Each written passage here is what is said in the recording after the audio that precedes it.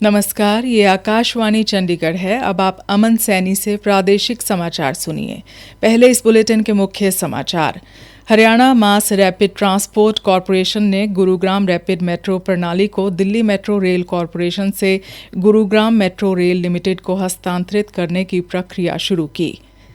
सेवा और सुशासन के मंत्र पर चलते हुए प्रधानमंत्री नरेंद्र मोदी की अगुवाई में सरकार परिवर्तन और प्रगति के लिए निरंतर काम कर रही है। औद्योगिक संस्थाओं ने कहा कि जीएसटी सुधार ईज ऑफ डूइंग बिजनेस को और मजबूत करेंगे। भारतीय राष्ट्रीय भुगतान निगम ने व्यक्ति से व्यापारी लेन देन के लिए सीमा 10 लाख तक बढ़ाई और नमामि गंगा अभियान के तहत गंगा नदी का कायाकल्प किया गया। अब समाचार विस्तार से।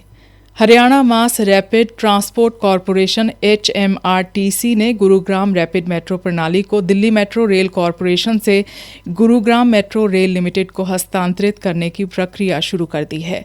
मुख्य सचिव अनुराग रस्तोगी ने बताया कि जब तक गुरुग्राम रैपिड मेट्रो की पूरी जिम्मेदारी गुरुग्राम मेट्रो रेल लिमिटेड को नहीं सौंप दी जाती, तब तक इसका संचालन और रखरखाव दिल्ली मेट्रो रेल कॉरपोरेशन व गुरुग्राम मेट्रो रेल लिमिटेड द्वारा संयुक्त रूप से किया जाएगा। इस हस्तांतरण को सुचारू बनाने के लिए संयुक्त समितियों का गठन किया गया है तथा संदर्भ की शर्तें तय कर दी गई हैं। इसके लिए एक व्यापक कार्य प्रणाली और निश्चित समय सीमा को भी अंतिम रूप दिया जा रहा है ताकि संचालन का हस्तांतरण सुचारू रूप से हो सके और यात्रियों की सेवाओं में भी कोई व्यवधान न आए। सेवा और सुशासन के मंत्र पर चलते हुए सरकार प्रधानमंत्री नरेंद्र मोदी की अगुवाई में परिवर्तन और प्रगति के लिए निरंतर काम कर रही है। आज सेवा पर्व पर शुरू की गई इस विशेष श्रृंखला में हम आपको बताएंगे कि मोदी सरकार किस तरह स्वच्छ भारत अभियान के माध्यम से आम लोगों के जीवन में बड़ा बदलाव लाई है।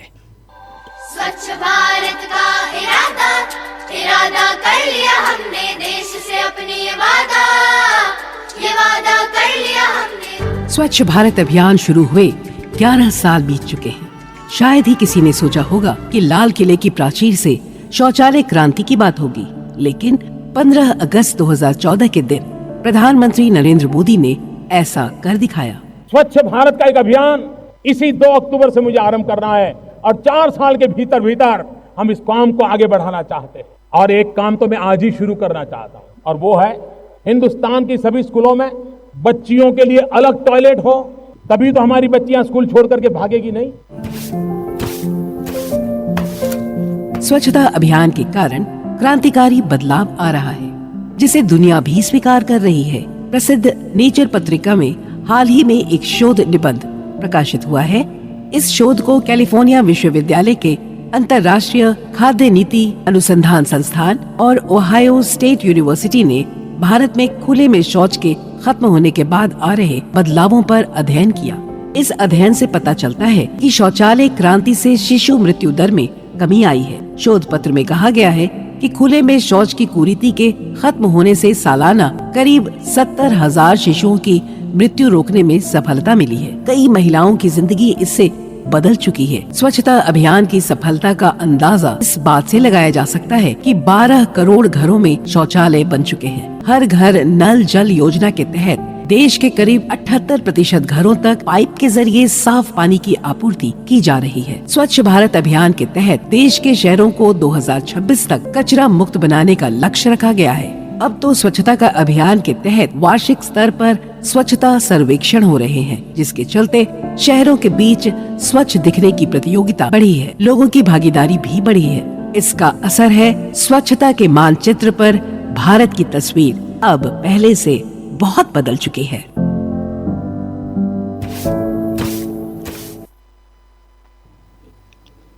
औद्योगिक संस्थाओं ने अगली पीढ़ी के जीएसटी सुधारों का गर्मजोशी से स्वागत किया है। औद्योगिक संगठनों का कहना है कि ये सुधार ईज ऑफ डूइंग बिजनेस को और मजबूत करेंगे, रोजगार के अवसर बढ़ाएंगे और अर्थव्यवस्था को नई ऊंचाइयों तक ले जाएंगे। प्रधानमंत्री का आत्मनिर्भर भारत की दिशा में यह एक बड़ा कदम है। फरीदाबाद मैन्युफैक्चरर्स एसोसिएशन के महासचिव रमणीक प्रभाकर ने प्रधानमंत्री नरेंद्र मोदी का आभार जताते हुए कहा, जो प्रधानमंत्री नरेंद्र भाई मोदी साहब ने जो जीएसटी के ऊपर हमें उपहार दिया है दिवाली के मौके पर, मैं उसका स्वागत करता हूं। हमारी सारी इंडस्ट्री और हमारे सारे उद्योगपति उसका स्वागत करते हैं। ये जीएसटी के कम होने से उद्योगों पर बहुत असर पड़ने वाला है। इससे उद्योगों को एक नया बल मिलेगा और इससे अपना सारी इंडस्ट्री जो है खूब तरक्की करेगी। और जीएसटी कम होने से कारों में, मोटरसाइकिलों में, अन्य चीजों में सेल पर बहुत ज्यादा प्रभाव पड़ने वाला है कि मोटरसाइकिलों की सेल बहुत बढ़ जाएगी और जितनी इलेक्ट्रॉनिक साइट में है उनकी सेल बहुत बढ़ जाएगी। उनका कहना है कि नए जीएसटी सुधारों से उद्योगपतियों और मजदूर वर्ग सभी को लाभ होगा। इससे कर प्रक्रिया सरल होगी, कारोबारियों का बोझ कम होगा और उत्पादन लागत घटेगी। ये सुधार 22 सितंबर से लागू होने जा रहे हैं। प्रादेशिक समाचार आकाशवाणी चंडीगढ़ से प्रसारित किए जा रहे हैं। हमारे बुलेटिनों और ताज़ा समाचारों के लिए आप हमारी वेबसाइट news.on.air.gov.in पर लॉगिन कर सकते हैं। यह समाचार हमारे यूट्यूब चैनल और x handle Akashvani news Chandigarh पर भी उपलब्ध हैं। यूनिफाइड पेमेंट्स इंटरफेस यूपीआई उपयोगकर्ता अब एक दिन में 10 लाख रुपए तक के व्यक्ति से व्यापारी लेन देन कर सकते हैं। भारतीय राष्ट्रीय भुगतान निगम ने अधिकांश मामलों में व्यक्ति से व्यापारी लेन देन के लिए कुल सीमा को बढ़ा दिया है। कई निर्धारित श्रेणियों में एकल लेन देन सीमा को बढ़ाकर 5 लाख रुपए किया गया है। हालांकि व्यक्ति से व्यक्ति लेन देन की सीमा 1 लाख रुपए प्रतिदिन पर बरकरार रहेगी। प्रधानमंत्री नरेंद्र मोदी की अगुवाई में सरकार सेवा और सुशासन के मंत्र पर चलते हुए परिवर्तन और प्रगति के लिए अथक प्रयास कर रही है। आज सेवा पर्व पर शुरू की गई इस विशेष श्रृंखला में हम आपको बताएंगे कि मोदी सरकार ने किस तरह नमामि गंगा अभियान के तहत गंगा नदी का कायाकल्प किया है। भारत की जीवन रेखा है गंगा नदी, पवित्र, शाश्वत और भारतीय अर्थव्यवस्था की एक अनमोल धारा। मोदी सरकार द्वारा जून 2014 में शुरू किया गया नमामि गंगे अभियान इस कोमल और उदारपूर्ण नदी के स्वास्थ्य को बहाल करने की एक महत्वाकांक्षी और समग्र पहल है। प्रधानमंत्री मोदी ने गंगा की स्वच्छता के लिए सामूहिक जिम्मेदारी पर बल दिया है। सदियों से कल कल बहती मां गंगा को स्वच्छ रखना हम सबकी बहुत बड़ी जिम्मेदारी है। इसी उद्देश्य के साथ नमामि गंगे अभियान की शुरुआत की थी।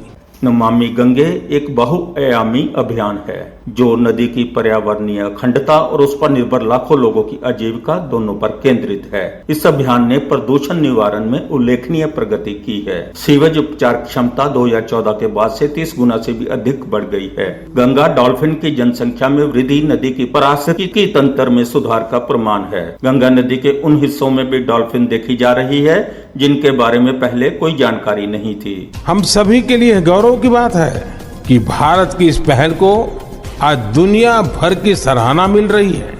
यूनाइटेड नेशंस ने नमामि गंगे मिशन को इकोसिस्टम को रिस्टोर करने वाली दुनिया के टॉप 10 इनिशिएटिव में शामिल किया है। लंबे समय से उपेक्षा का शिकार रही पवित्र गंगा अब नई आशा के साथ बह रही है, जहां आस्था और दृढ़ संकल्प दोनों का मिलन हो रहा है। अश्विनी कुमार शर्मा, आकाशवाणी समाचार, चंडीगढ़। आकाशवाणी चंडीगढ़ के परिसर में आज हिंदी दिवस समारोह का आयोजन किया गया, जिसमें समस्त अधिकारियों व कर्मचारियों ने भाग लिया। इस दौरान कार्यालय प्रमुख विकास कुमार भट्ट ने हिंदी दिवस की शुभकामनाएं देते हुए सूचना एवं प्रसारण मंत्री अश्विनी वैष्णव, मुख्य कार्यकारी अधिकारी गौरव द्विवेदी तथा आकाशवाणी के महानिदेशक राजीव कुमार जैन द्वारा हिंदी दिवस पर जारी किया गया संदेश पढ़ा।